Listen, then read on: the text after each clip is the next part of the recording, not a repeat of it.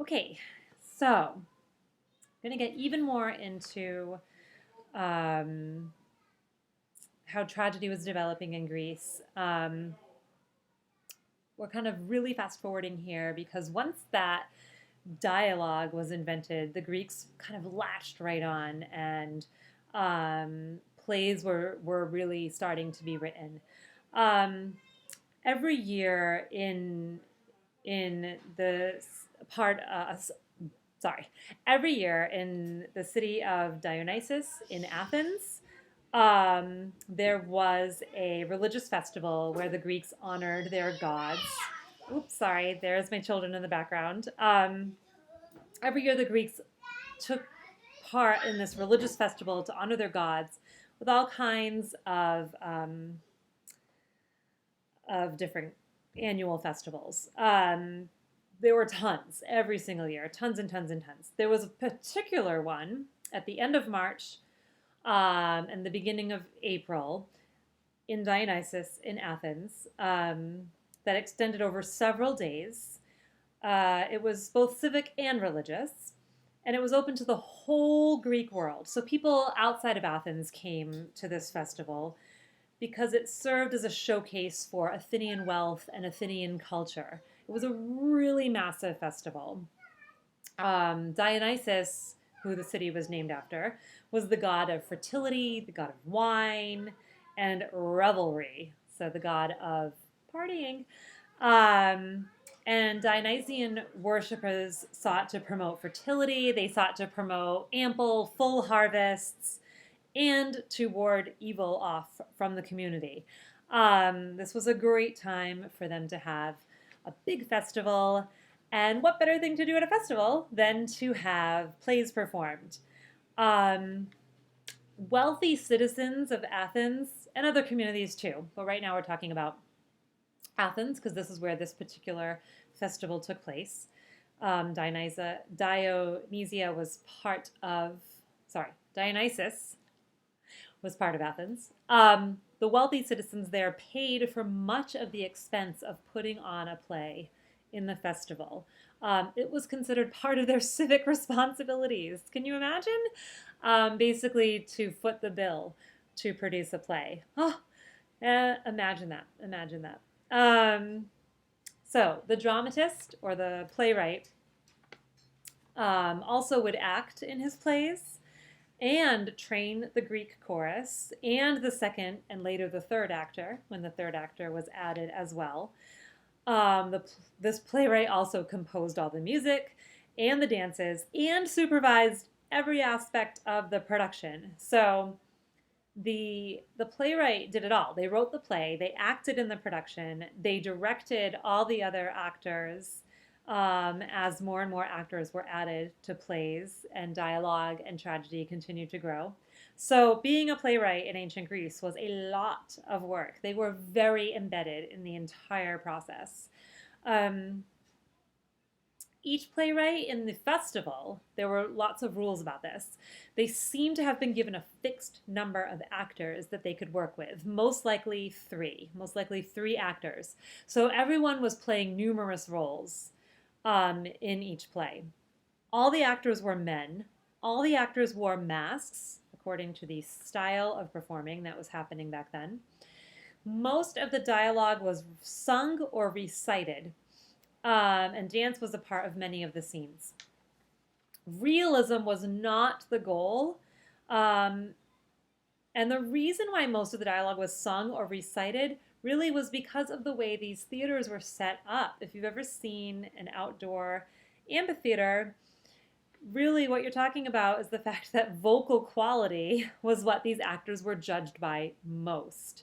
They were performing in these humongous outdoor theaters. So it was really about being heard and understood more than any kind of like believable acting. Okay, that will come much later on in theater history. Everyone just needed to hear them and understand what they were saying. That was the most important thing. Um, so, even though there were playwrights before them, our knowledge of Greek theater is pretty much entirely based on the big three, I call them: Aeschylus, Sophocles, and Euripides, because the work of the guys that came before them didn't survive.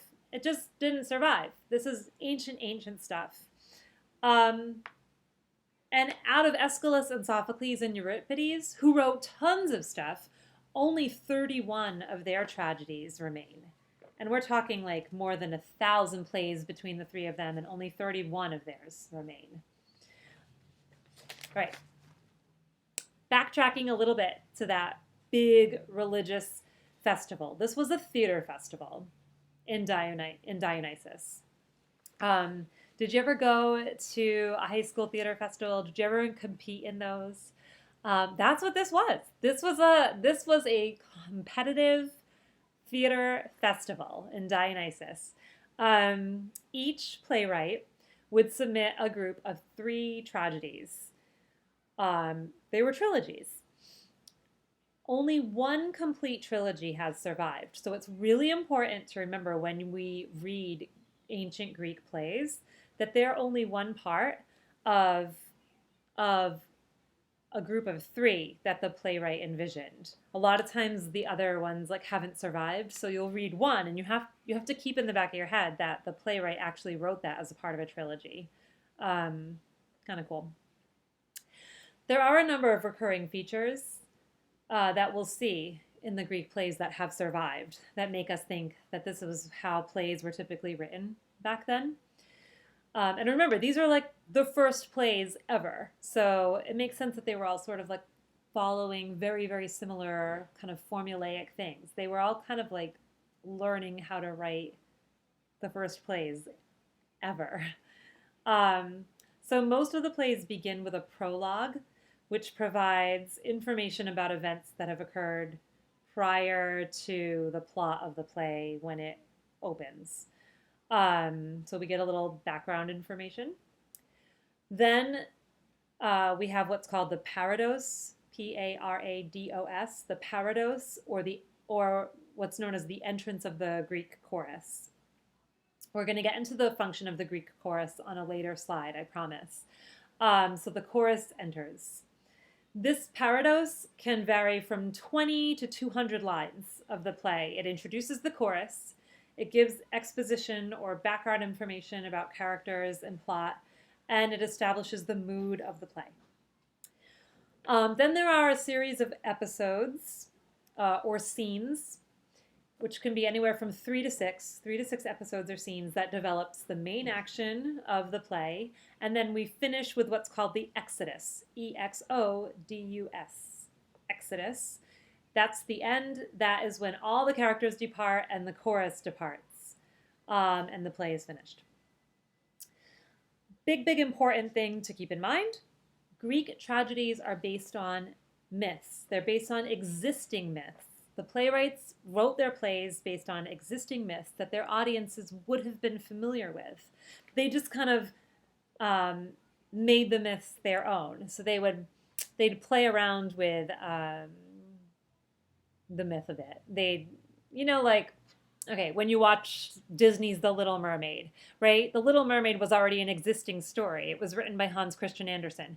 But plenty of people wrote their own versions of The Little Mermaid, and Disney was one of them. So Disney played around. If you read the original The Little Mermaid by Hans Christian Andersen, it has a completely different ending than what Disney did to it. They gave it their own Disneyfied ending. And that's what the Greeks did. They would write plays based on existing myths. Their audience would be like, oh, I know this story. And then they'd watch it and they were like, oh, no, you didn't. That's how you made it end. That's so interesting. You put your own twist on it. So when we read Medea this week by Euripides, Medea was a story, a myth that the ancient Greeks would have been familiar with, but Euripides gives it an ending